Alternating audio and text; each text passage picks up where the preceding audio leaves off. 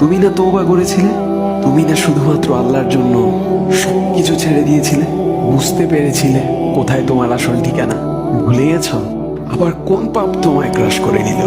তুমি তো সেই যে নিজের পাপের প্রতি অনুতপ্ত হয়ে সিজদায় পড়ে অঝরে কেঁদেছিলে।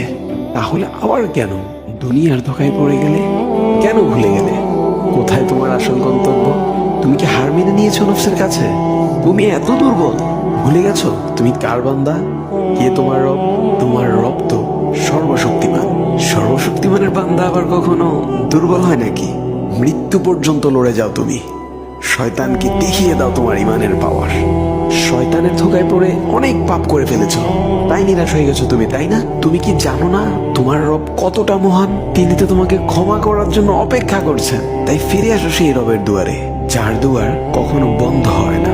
ভিডিওটি ভালো লাগলে একটি শেয়ার করে দিবেন, হয়তোবা আপনার একটি শেয়ারও কারো হেদায়েতের উসিলা বনে যাবে।